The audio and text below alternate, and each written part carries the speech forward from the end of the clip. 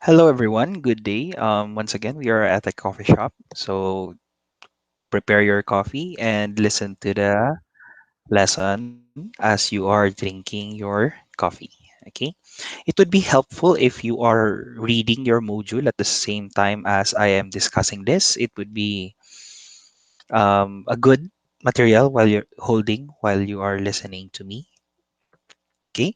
So with this, let me pin this first. Okay. So we're going to be talking about teaching reading.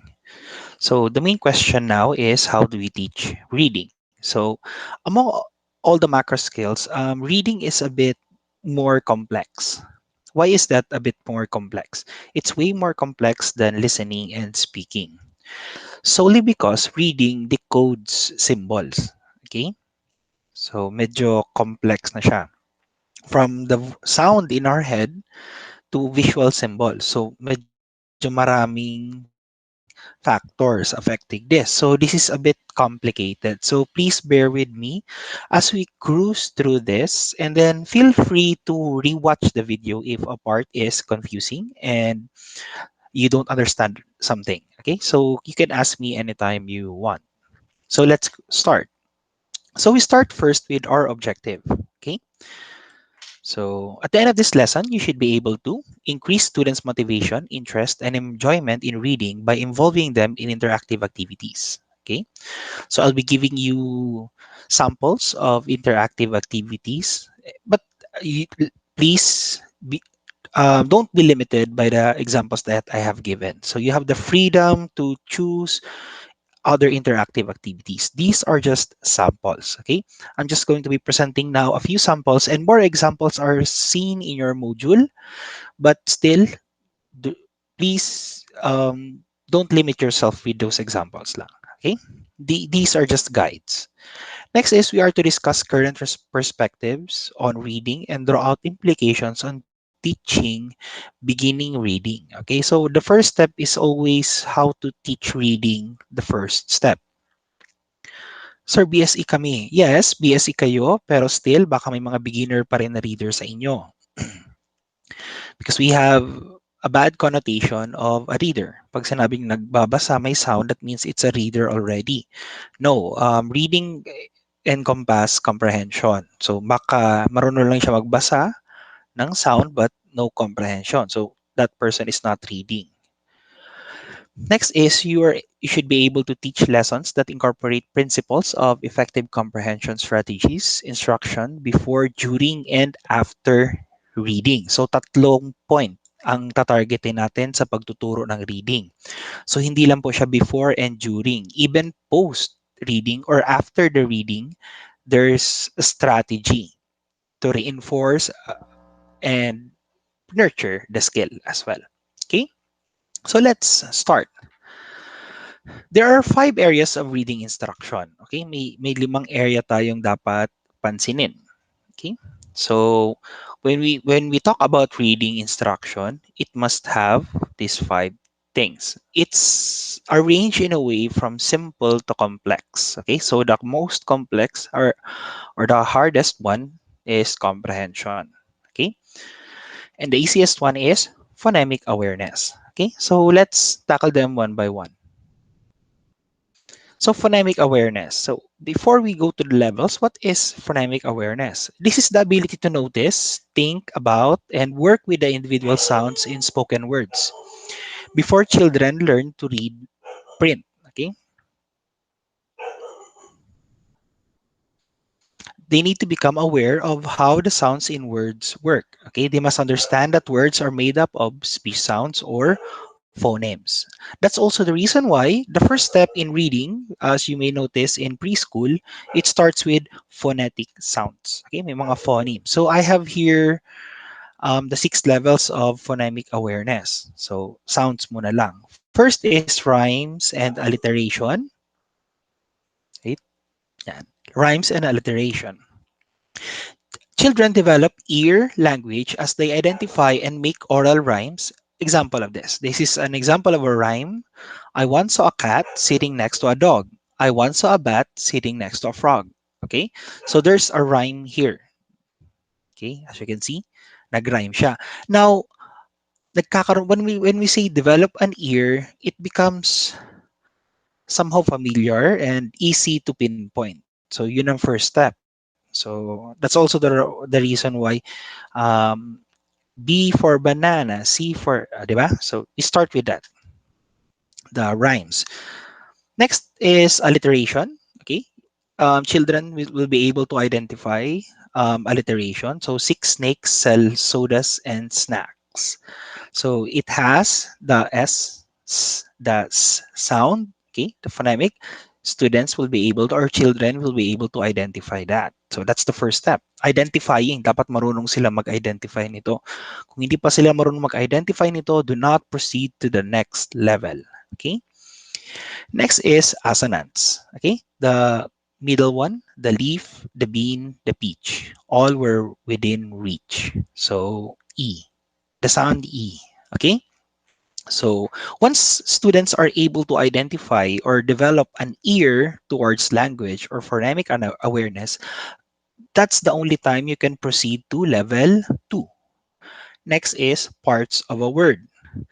Children listen to sounds within words. They identify and work with onset and rhymes in spoken syllables or one syllable word. Okay, example of this is first part of kite is k, and last part is I first part of kite is k, and last part of mice is ice. So napaghihiwalay na in terms of syllable. That's the next step. Yung una, yung ear sound lang, yung parang repeating sound na identify nila yon. The next part is they're able to syllabize, separate one syllable words. Okay? Na puputol-putol na po nila to. Okay? So that's the first step, but not long words. Okay? It only works in small words. So, yan. Hindi po to by spelling. Okay? They have to do this by sound. Okay? Within the sound. So, sound siya. Okay? Next level, after mastering that, you proceed to sequence of sounds. Okay, so syempre, from one syllable to a more complex one. Okay, children direct attention to specific positions of sound within a word. They identify and work with syllables in spoken words.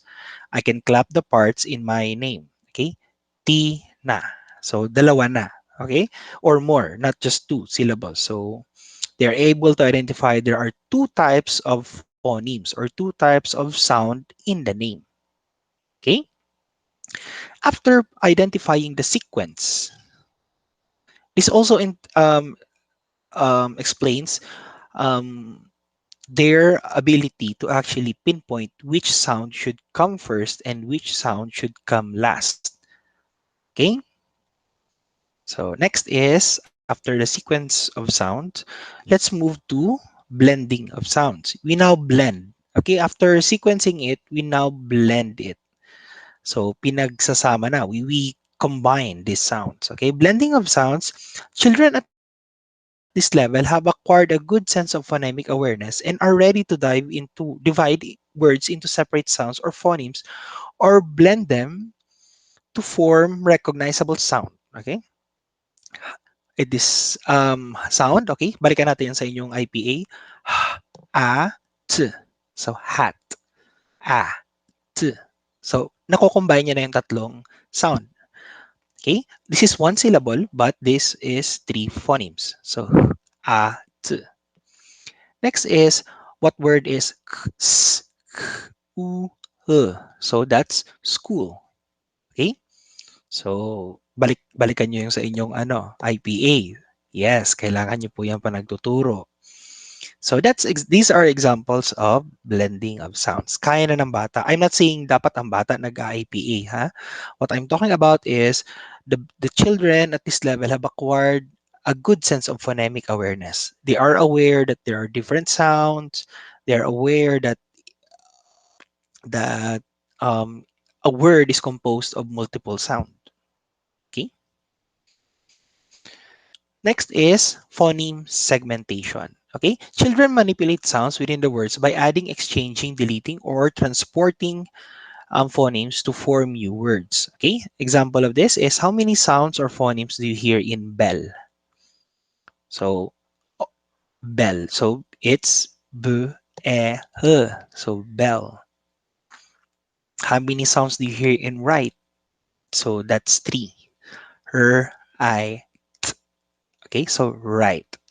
So in this aspect, you're able to segment the phonemes. You're able to count the number of phonemes within it. Okay?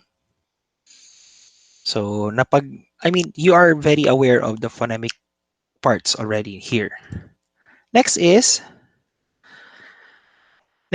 and also the last, oh sorry, transition of written language. So here, children manipulate sounds within words by matching sounds to letters, syllables, splitting, phoneme blending, phoneme substitution, phoneme isolation, and phoneme deletion.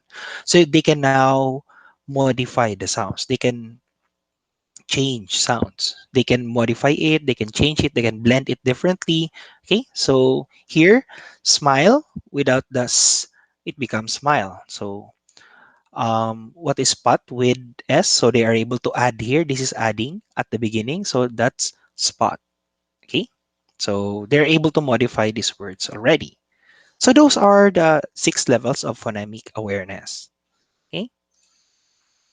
The next po is phonics and decoding. Ano yan, sir? Phonics and decoding. Di ba we have 5 areas of reading instruction? This is part 2. That's phonics and decoding. So phonics and decoding, phonics instruction enables beginning readers to understand the relationship between letters or graphemes of written language and the sound phonemes of spoken language. It teaches them to use these relationships to read and write words.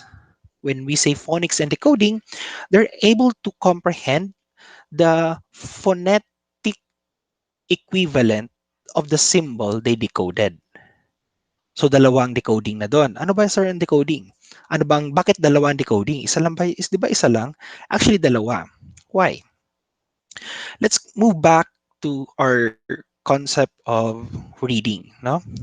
In reading po, we decode a symbol into information, tama? But now we decode a symbol or graphemes.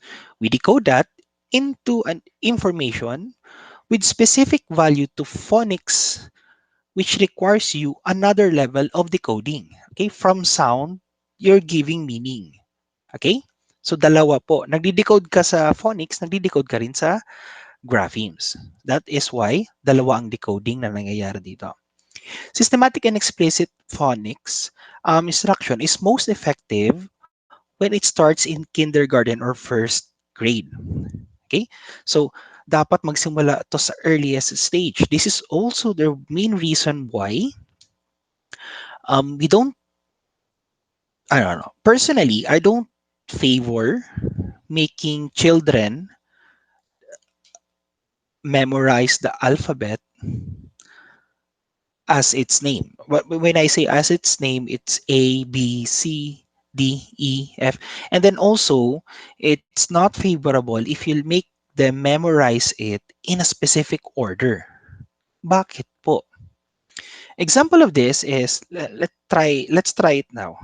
Can you recite the alphabet A to Z within 20 seconds? Yes, you can probably do it. Try reciting it backwards now. Can you do it? If you can't, that means you're a victim of the song, no? 'Di ba minsan sa isip natin when we forget what's the next letter after this, we stream through everything quickly so that we'll figure out what's the next letter. Okay? And also one problem with phonics and decoding, if we do not follow this properly, yung mga preschool teachers, so pinamemorize mo na nga yung letter. Now, nagkakaroon ng conflict. Why? Instead of creating a schema of the decoded symbol, let's say a symbol like the grapheme B, ang tawag nun niya ay B. So, yun ang pinamemorize siya. So letter B yun. Now the problem there is when we try to blend it, or to incorporate the symbol into sound, nagkakaroon ng issue. Ano bang issue, sir?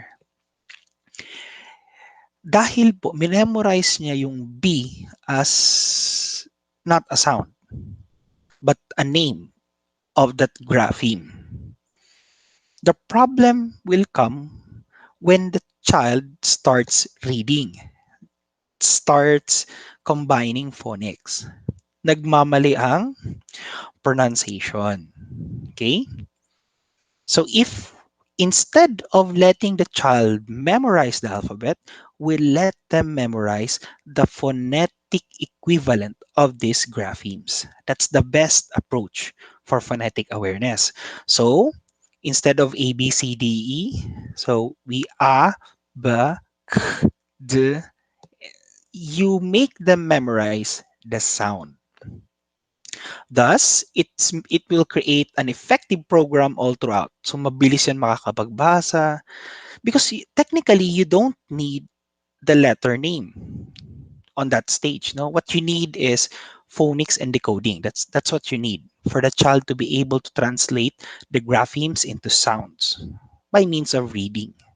Okay? Kaya nagkakaroon ng confusion. Di ba? Kasi we call it J. So, but do we pronounce it? Jockey, Jaguar, 'di ba? It's not J with A, 'di ba? So that's where problems exist. Okay? So phonics instruction is not an entire reading program for beginning readers, okay? So hindi lang po lang siya para sa beginning readers. Along with phonics instruction, young children should be solidifying their knowledge of the alphabet, engaging phonemic awareness task. What That's an example of phonemic awareness task, okay? And listening to stories and informational texts, read aloud to them. So, listening. Okay? For phonemic awareness, dapat maganda ang listening. That's why, di ba, we started with listening first. With listening, speaking. These are the foundations. Okay pa? So, phonics instruction is important because it leads to an understanding of the alphabetic principle, which is the systematic and predictable relationship between written letters and spoken sounds. Okay? So magkakaroon sila ng alphabetic principle. I mean like the P, H, O, N, I, C, S. So instead of adding value to it like a P, so P, H, N, E, K, S. So it's phonics. So nagkakaroon na lang yun ng value sa'yo through time. Okay? Next is vocabulary instruction.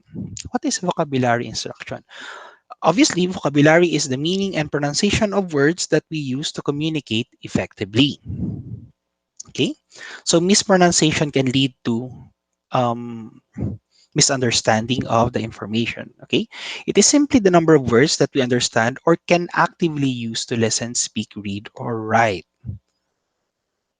So, obviously, ito yung maraming may problema dito, no? Kasi the translation, ita-translate mo, paano mo i-translate? So, vocabulary knowledge is among the best predictors of reading achievement. Okay? It plays a vital role in every aspect of reading, from understanding the plot to or gist of a simple text to interpreting and appreciating the most complex text. So I've read a strategy for this. How do we develop vocabulary? How do we increase the vocabulary bank or the vocabulary of a student? Or even your own right now. If you want to add one more vocabulary to your schema, to your head, now you have to use a word at least 10 times in a day. When I say use the word, you use it in a sentence 10 times a day. Okay? And that becomes a part of your vocabulary. But also use it correctly, no? As its function. Baka bigla mo lang sinabing 10. So ay 10 times mo lang siya sinabi. That's not effective. Use it in conversation, use it in writing, use it in whatever you like. As long as you use it for communication. That is registered in your vocabulary already. Okay? Scientific I have read here scientific Based research tells us that children learn the meaning of most words indirectly through everyday experiences with oral and written language. Okay. However, it is also important for teachers to address word learning directly. So, although yes, time will actually help, or I mean the experience of the children will help them increase their vocabulary by encountering new words by their own, but still teacher is a very important catalyst in improving their vocabulary. Okay, so wag naman, I mean that's still your job to increase their vocabulary. Okay, next is of course fluency. Okay, um a lot of people ends here, no? Once they attain fluency, they stop, di ba? So this is the ability to read a text accurately, smoothly, quickly, and with expression. Some students are able to read orally with speed, expression, and smooth decoding, but they do not understand what they read. That's the problem, no? These students are not yet fluent readers because fluency also requires comprehension. Okay? So, madaling bumilis pagbasa. Okay, madali lang yun. It requires just a few practice and reading, reading, reading. So, bibilis talaga magbasa yun. But the question now is, do you understand what you are reading? Yun. Yun eh. Doon susukatin ang reading mo. That's also sa objective natin. Um, may post-reading activities tayo. Hindi porket mabilis na okay na. Kasi minsan kasi when some teachers are assessing students, mabilis magbasa, therefore good not only in reading but also good in English. Sabihin nila good in English, ang bilis magbasa. But the question there is, do you understand what you're reading? So that's the important part. So fluency is the fourth step, okay? This is the ability to read the text accurately, smoothly, quickly, and with expression. So why is this the fourth step? It it is the how do we attain fluency? First, we need the first three levels. Okay? So we have the vocabulary. Sir, bakit pati vocabulary? Because vocabulary does not only include the meaning. It also includes the pronunciation of it. Remember? 'Di ba? When I say vocabulary, it's not just the meaning. It's also the pronunciation of it. So pronunciation, yan, 'di ba? So, to be fluent, you should be able to decode graphemes or words or symbols um fluently, mabilis na, no? Like say for example, when we're reading, 'di ba pa nagbabasa tayo, we don't actually look at individual graphemes or the letters, no? We don't look at it anymore individually. We look at the combined letters and specifically the word. Okay, we look at the word, and then a sound of a phonetic sound, very already phonetic sound that is already registered in your schema will trigger, thus making you giving you the ability to read it quickly, di ba? So, hindi naman natin binabasa na per letter yan eh. No? When you have that much vocabulary, that much practice, that much experience, you don't actually look at them individually. This is where you attain fluency. Okay? So, same with reading. No? The more you read, the more fluent you become. So, there's no secret in fluency. It's just repetitive work. Okay? Let them read and read and read. Provided na okay yung first three levels nila. Okay? Lastly is comprehension. Okay? So, comprehension is a bit complex, no? Wait, sorry.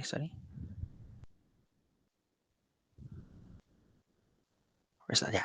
Comprehension is a bit more complex. Reading demands two-pronged attack. So, para sa comprehension, kasi siya ng pinaka-highest, no? So, comprehension. So, dapat when you say two-pronged attacks, it needs these two things are needed to create comprehension. Okay? So, hindi pwedeng fluency lang. When you look at the things listed, fluency is just one small part of it among all of this. Di ba? Sobrang dami. So, okay? So, this one, Yes, the decoding, phonemic, awareness, spelling, vocabulary, fluency. These skills are essential to mastering the code and are considered the basic of the beginning reading instruction. These are just the basic, no? The fluency is basic. Even in speaking, fluency is part of the basic. Okay, so next is the comprehension part. Um, this is the decoding, the metacognition, the processing. This is the processing. So dapat meron ka ng basic, so yung phonemic, awareness, spelling, vocabulary, fluency, and you also have the comprehension or the thinking process, I mean the thinking capacity to understand what you are reading. Dapat kaya mo rin yon. Okay? So let's say you're reading a law book. Kayo, no? So sabihin natin complex na law book. Okay? You're able to read it fluently, properly, ang phonemic ang pag-pronounce mo. But the problem is you're not able to comprehend it. You're not able to construct meaning. You're not able to access your schema because you are not familiar with the text. Okay? So once we have these two, we therefore create what we call something happening while we're reading. Ano ba yun, sir? Something happening while we are reading. Okay? Something happening while we are reading is the essence of comprehension. May nangyayari habang nagbabasa. Okay? I'm not talking about the sound. I'm not talking about you moving towards the text, but there is something happening within you. We call that reading. You are affected. I'm not saying that nagbago ka, no? It's just something triggers you. It becomes then a stimulus. Okay? Stimulus siya. So may response ang sarili mo. Okay? We call this interactive reading. And that's what we want. And that's what we are aiming for. We want them to interact with the text. Okay? So how do we now know if your students are proficient reader? So I have here samples of things that you can look I samples of attitudes, behaviors, or things that they should be doing so that you can identify so that you'll be able to determine whether they are proficient reader already. So sorry for this typo. This is make. Okay, make. So first is making connections. So naiko-connect nila. So a good reader is able to draw from background knowledge and personal experiences while reading to help create meaning from the text. Okay, so it's building from your schema. Itong ay parehas malambag yung kani. Therefore, that person is a proficient reader. Next is ask questions. Okay? A good reader asks both literal and inferential questions before, during, and after reading to clarify meaning and deepen understanding. So asking question does not signify lack of reading proficiency. Instead, it defines a very proficient reader.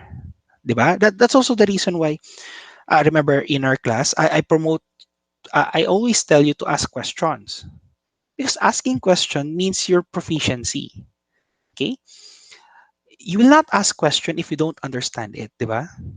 You'll ask question if you're confused. When you are confused, that means you are able to get a part of it, but somehow there's something lacking. You're wanting for more. You want to deepen your understanding. And that means you are becoming a proficient learner, proficient listener, or in this case, proficient reader. Okay? Next is visualize. A good reader is able to create multi-sensory images in the mind's eye. Okay, what do you mean by mind's eye? In writing, we call this imagery. Okay, the image that you build in your head while reading, di ba?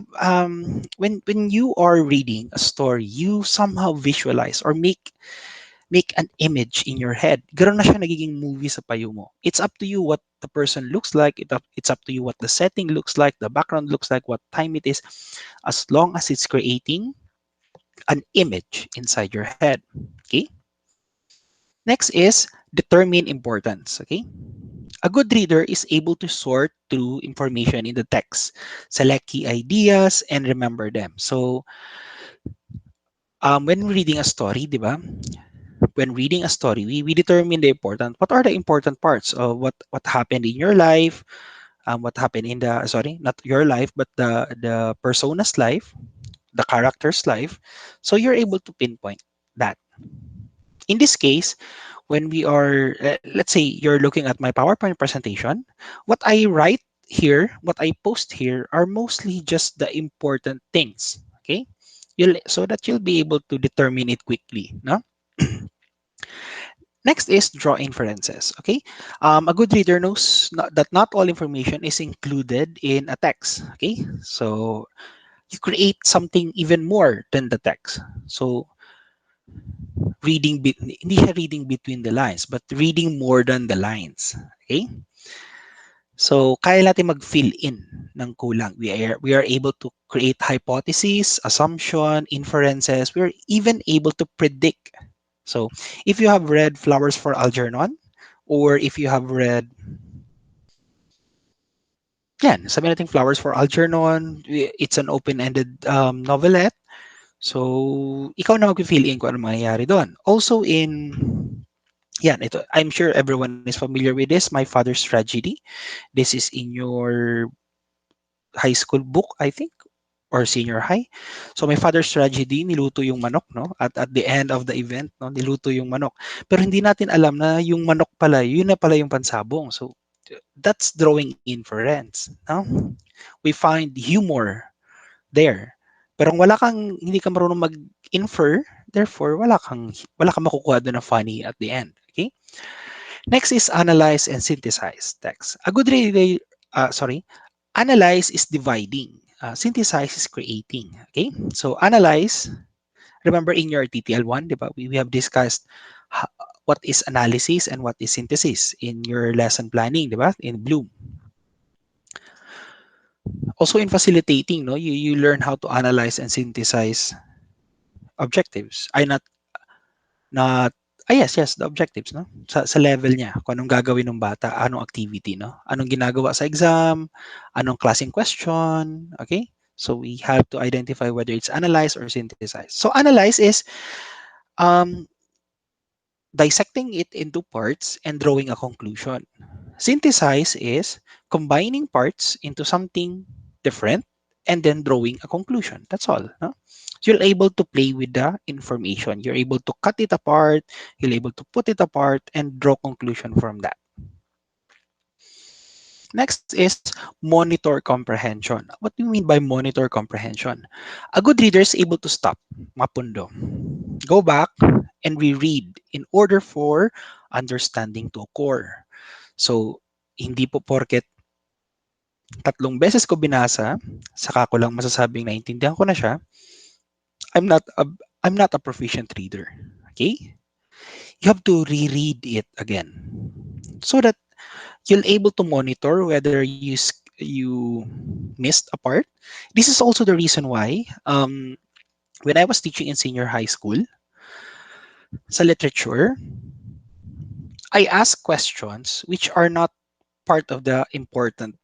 I mean, which are not the important parts. Okay, so these things are not in the plot.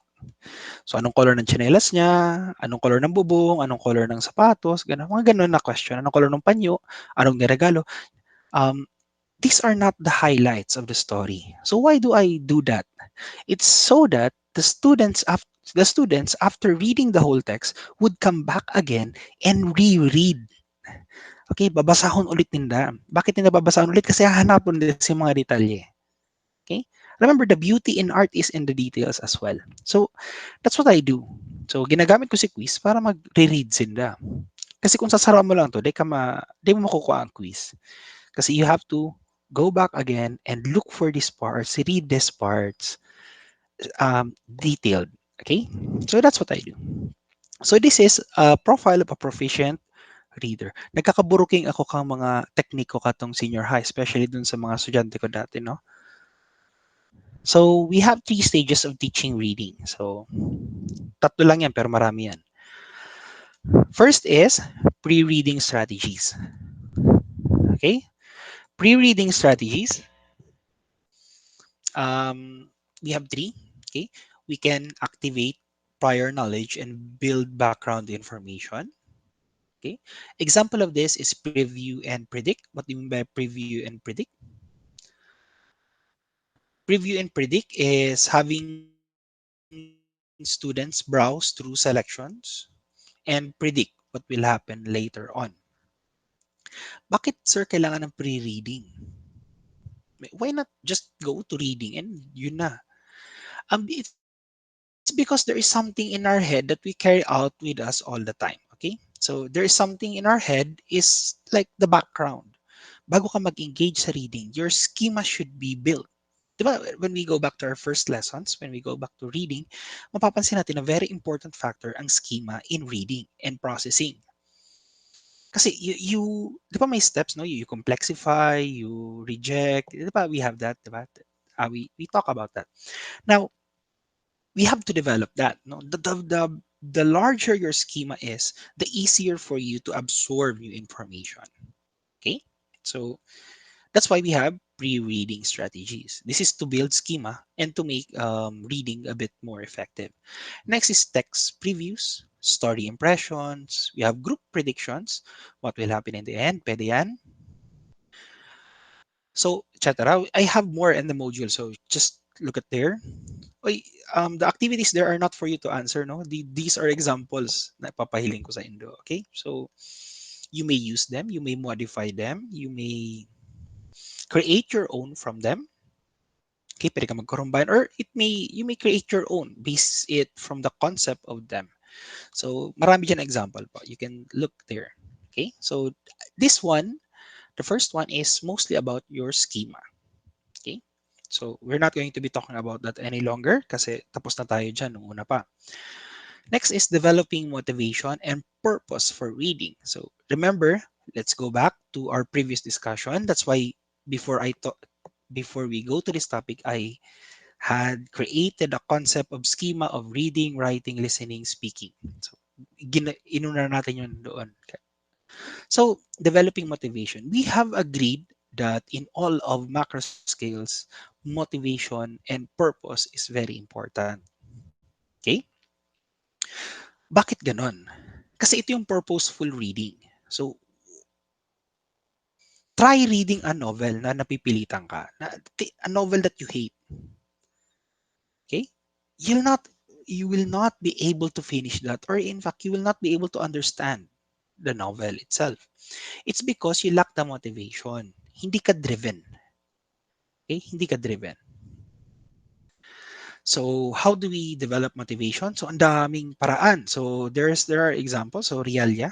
So let's go back to your TTL1. Diba TTL1?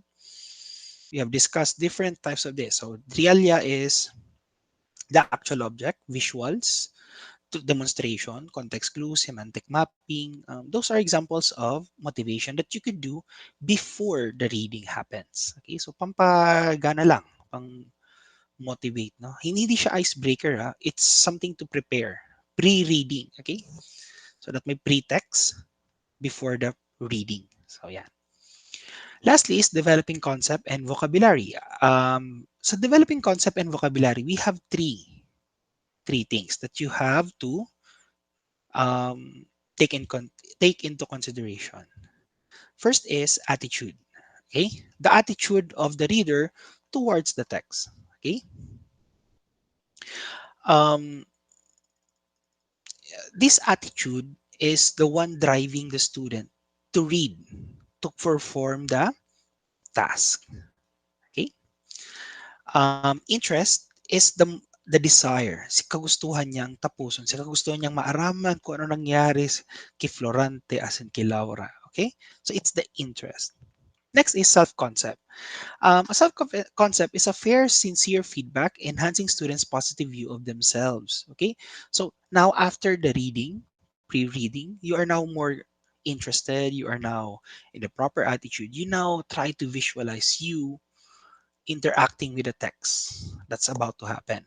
Okay, so we have sample of motivation questions. We can do motivation questions. We can do um, um, motivation questions, connecting lines, or concept mapping, those things. Ano? So those are important things to actually take into consideration. Okay, you need to assist students in analyzing the material. So bago pa lang, nag-ready na sila. Okay? Next is, tapos tayo sa pre-reading. Let's now proceed to during reading strategies. Okay? So we need to, the during reading strategies, we have to have, this is one, sorry, this is one strategy, read aloud. Okay? For read aloud to become effective, you have to consider this. Sir, limited lang ba sa read aloud? No po. This is an example. Okay? So you have to look for more kasi example naman lang to. Okay? So ang dami. You can create your own basta you follow the basic principle of reading strategies during reading strategies. So for read aloud to be effective, you read at a slower rate than normal conversation. So medyo mabagal dapat in order to be heard in all parts of the room. Focus on the students from bakit pala sir, sorry. Bakit pala dapat slow rate? It needs to be slow rate the normal conversation because um the processing during the listening medyo magta-translate pa yan, mag-absorb pa yan ng phonemic, magde-decode pa yan ng sound. So dapat slower than conversational speech. Okay? Focus on the students from the second to the last row. Okay, bakit second to the last row? Um, it not the last one, not the last one, because when you reach the second to the last row, it's sure that you have reached the last row. The first and second row, or the front rows, it's assumed that you'll already be able to read. I mean, reach them with your voice. Okay, you observe their face. Yun lang titingnan mo yung second to the last row. Um, Sila ang estimatean mo ng volume. Okay? Pag nakikita mong madaling mapansin pag hindi masyadong malinaw ang pagbabasa mo or ang pagbabasa sa unahan, kung nakasquint, what do you mean squint? Ganyan, no? Nakangurusdot, confused faces. When you see those students with that, that means they are not able to understand what you're reading. Okay? Establish eye contact. Okay? Make distinctions between characters when you read. Okay? Use minimal gestures. Some slow movements of the hands, body will help. Bakit ganito? Kasi we are trying to, not spoon-fed, but relax muna lang. Okay? Too much happening. So, first is the decoding of the phonemic sound. Tapos may para-language ka pang i-insert. So, medyo confusing yun. So, slowly lang. So, bagal lang. These are beginners, no? As much as possible, provide your students with a copy of the text. So, di ba mapapansin natin, usually before may copy tayo, sabay-sabay nagbabasa. So that's called read aloud. Okay, it can also be done with a partner. Identify the places in the story. Di ba ginahanap to, no? We call this structuralism. Sa, is that structuralism? Yes, I think it's structuralism. Yung you dissect a story into parts like character, setting, theme, genre, moral, title, author, those things, no? So, you can cut out the story. Pero hindi lang po doon nagtatapos yun, ha? Marami pang iba-ibang style ng um, analyze ng story. Okay? Read through the story and select 3 or 4 places where it would be appropriate to stop. Have your student predict what may happen next in the story. So that's one. Read aloud and have students predict. Place students in pairs, read the title and perhaps several paragraphs of the story you're going to read aloud. Ask the students, what do you think the story will be about? So, pwede ka magbasa ng one paragraph lang or highlight sa kwento. Kumbaga, it's like before a movie is released, may trailer, di ba? So, you can do that with your students. So, read a part that's very interesting and make them predict what's about to happen. Okay? Read, call on some students to share, anong tingin kaya ng partner ko? My partner thinks ganito ang kwento. And then, you can also read another section of the story and have students predict. ask a student again, what do you think will happen next? So you're letting them make the story. Okay. So predicting before the reading. Last is post-reading strategies.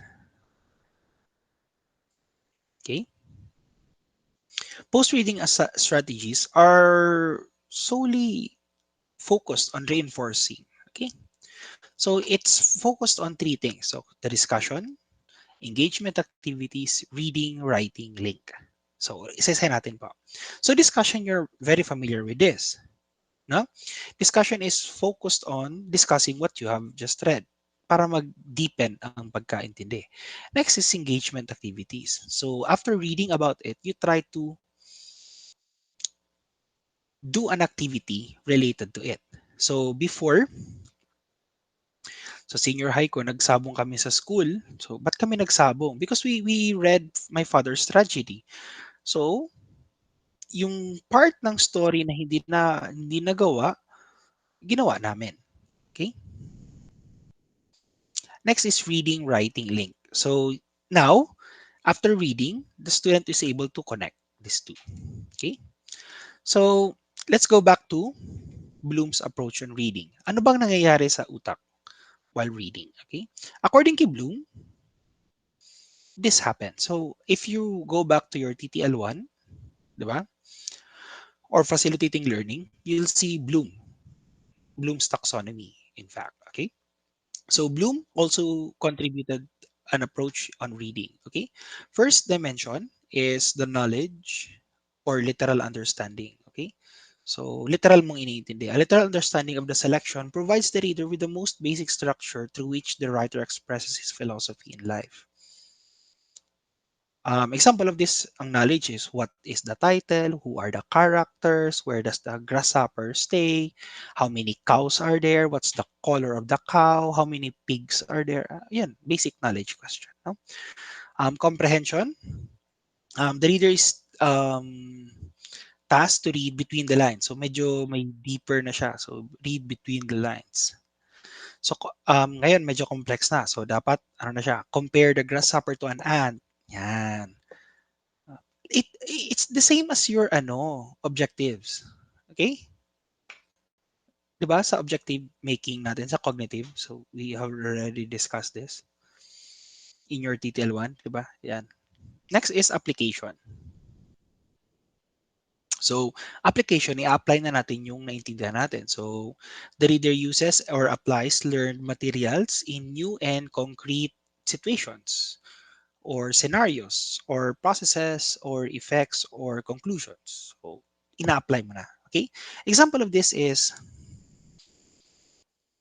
if you are a pig, what would you do? Ganun, no? If you are the winner, what would you do? Ganyan. Okay? Um, why is it important to become a pig? Mga ganun na question. Okay? So, next, fourth dimension. Remember, the higher the dimension, the more cognition that is happening in reading. Okay? So, fourth dimension is analysis. So, as what we have talked earlier, analysis is the breaking down of the context. I mean, you break the idea down and then understand the story. So one question that could do this is, what is the purpose of the what is the purpose for writing the story? Ano ba ang objective mo doon? Bakit mo ginawa 'yon? So that's one. That's a good analysis question. Um, what else? What literary devices did the writer use in the story? Or what literary devices can you see in the story? So, bakit siya sir analysis? Kasi you cut out the parts, no? You cut out segments of the story to identify literary pieces and then try to understand the whole context. That's why it's called analysis. Next is synthesis. So,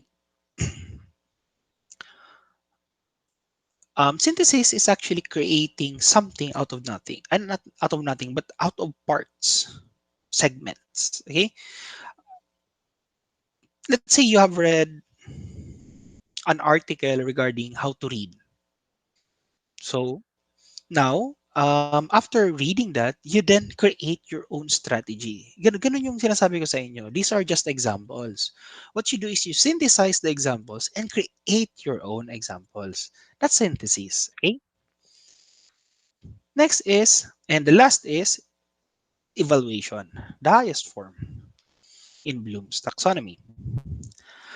This is judging the value of something using internal criteria. So, nakapasok dito yung principle mo. So,